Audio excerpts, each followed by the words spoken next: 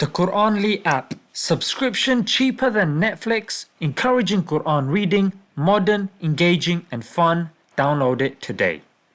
Assalamu alaikum guys, and welcome to another episode of Smile to Jannah. It feels like such a long time that I've sat here to speak with you guys, and this topic came up when I was discussing it with a few friends, and I thought, you know what, why don't I share it with my main friends? This is the background. There's a clip circulating on Twitter that's being peddled by the far right. You've got the likes of Paul Golding and some other pages, it's not even worth mentioning frankly, and they're all showing this video, which shows a bunch of youngsters in Islamic clothing all intrigued and standing outside a particular building. So a non-Muslim would see it. You got a bunch of Muslims, mate, all outside. I mean, they can't say causing a ruckus because they're just standing there. Muslims standing there, mate, looking shifty and suspicious. And there's a building there, mate. I mean, what's going on? Okay, so that's enough for them to say, look at what's going on with our streets.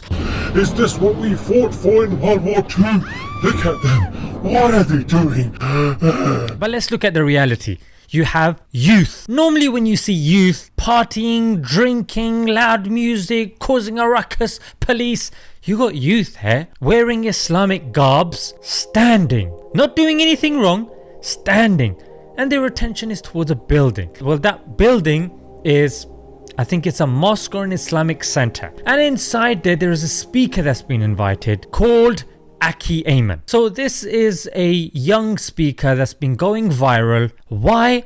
Because of his story. Now, based upon what I've heard, this is an individual who's been part of the gang lifestyle, and because of his experiences and what these youngsters can relate to, that's the reason they are drawn towards him and want to listen to what he has to say. Now, I don't know about you, but this is something. You have government officials sitting, teachers racking their brains, imams sitting and going, how can we get these youth off the streets, mate? Here, the building is so small that the youth want to come off the streets, but the building's not big enough. That's the first irony. The second irony is, everyone's complaining about how disrespectful the youth have become and why they're so inclined towards violence. Here is somebody that is taking them off the streets. You guys should be saluting him. You guys should be offering him funding. You should be assisting him. This guy is making Britain great again. You know, Trump's got Make America Great Again. He's making Britain great again by doing your job for you. The fact that these people are able to spin it into something Islamophobic, it literally, they've been doing that so many times,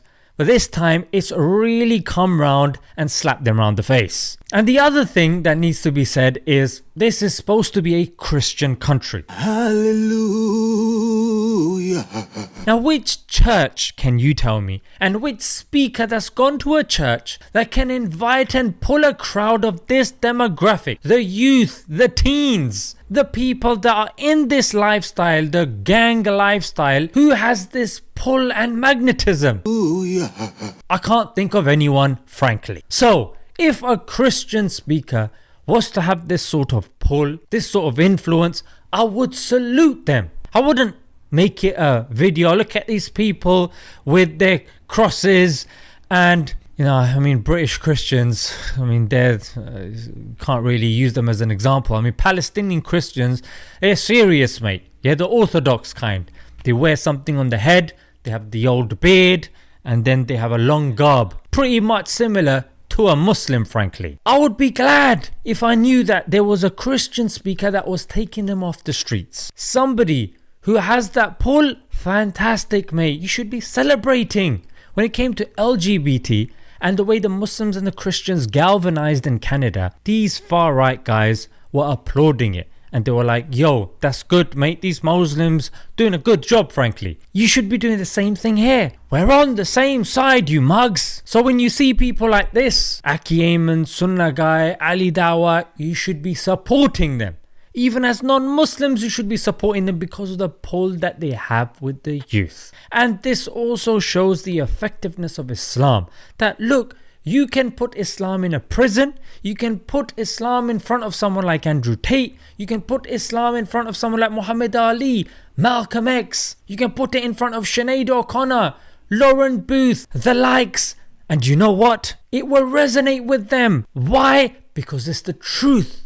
It's the truth. It's only the truth that you put it in any scenario, any situation, it will succeed. Just like a martial artist, if he's truly worth his salt, put him in any fighting scenario and he will come out supreme. So let's leave it there, guys. Until next time. Assalamu alaikum.